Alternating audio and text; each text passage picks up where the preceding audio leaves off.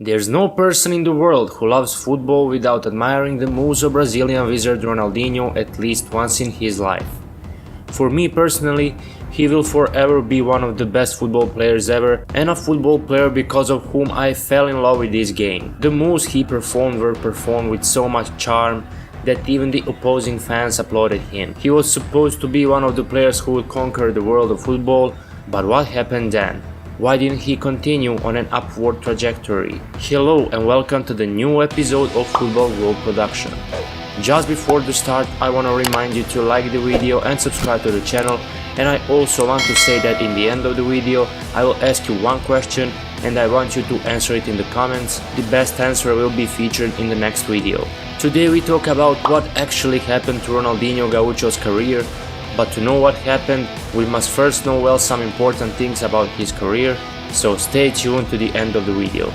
Born Ronaldo de Assis Moreira, Ronaldinho grew up in Vila Nova, a neighborhood in the southern Brazilian city of Porto Alegre. His mother Miguelina sold cosmetics door to door, while father Joao worked nights in the car park of local side Grêmio. When older brother Roberto Assis signed professional terms with them aged 17, the club provided a luxurious villa. Football, and specifically Grêmio, lifted the family out of poverty. When Ronaldinho was 8, his dad suffered heart complications in the swimming pool and died 2 days later.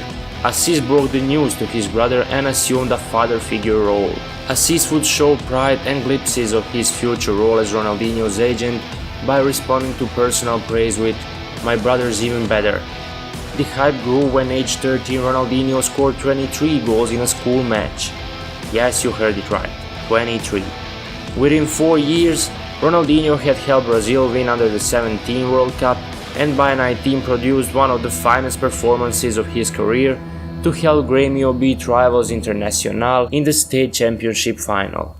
Before his 21st birthday, he finished behind only Romario as top scorer in the country's top division and attracted a 40 million bid from Leeds United, but his club didn't want to sell him. In February 2001, he signed a pre-contract with Paris Saint-Germain. He was in solid form in PSG, scoring 17 goals in 55 games for the French club. In 2002, he helped Brazil win the World Cup. A year later, he swapped Paris for Barcelona, from where he would illuminate the European game. He won the Champions League and 2 league titles during 5 years with the Spanish club, while acting as mentor to Lionel Messi. In Barcelona, he spent 5 years, scoring 70 goals in 145 matches. By the time Ronaldinho returned to Brazil in 2011, he spent 2.5 seasons in AC Milan, where all started to fall apart. After 2.5 years, 76 games and 20 goals for Milan, he returned to Brazil and played for several clubs there until 2015, when he finished his career. Now, the question remains, what went wrong for Ronaldinho and why he stopped playing good after Barcelona? Well, there is a few answers to that. First of all, he lost the love. Ronaldinho was not only a footballer, he was an entertainer, a magician. It's very important for an entertainer to stay motivated and be loved by his enchanted audience. Ronaldinho lost all of that. He had conquered it all. Champions League, World Cup, Spanish League, everything. There wasn't any challenge left for him. He was a man who was the purest form of an entertainer that the world of football has ever seen. He loved the love that he received from across the world. He did things on the field that made people stay glued to their TV sets. Also, one of the reasons has to be nightlife. On top of the bad World Cup in 2006, Ronaldinho returned to Barcelona overweight. He had acquired an extreme liking for the party culture of Catalonia. Although his brand value was not diminishing, in reality, the real Ronaldinho never returned from that World Cup. He was shooting more and more commercials and was becoming more of a trickster than a footballer. He still had enough class to score around 25 goals for Barca that season, but Ronaldinho's star was on the downfall. The final nail in Ronaldinho's coffin was the emergence of diminutive teenager by the name of Lionel Messi. Barca did not match the heights that they had achieved in the previous season. After a thorough analysis, the Barca hierarchy blamed Ronnie and Deco as the culprits.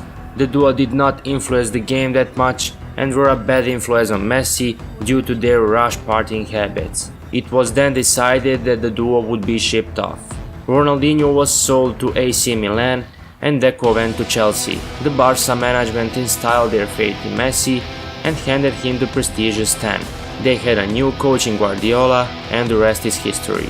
The real football fans will always remember the player who scored that outrageous free kick against England, the buck-toothed magician who always gave that goosebumps whenever they think of his magic. Although he lasted a short time, it is simply impossible not include him next to the names like Zinedine Zidane, Ronaldo Fenomeno, Lionel Messi or Cristiano Ronaldo. The magic that Ronaldinho produced on the field was simply something out of this world, and whoever watched him on TV or live can be thankful that was born at the time of such a genius as Ronaldinho. So yeah, in the beginning of the video I said I will ask you one question in the end of the video and that the best answer will be featured in the next video. I want you to write me in the comments, what do you think? Why Ronaldinho's career ended so early? You watched another episode of Football Globe production. Thank you and goodbye.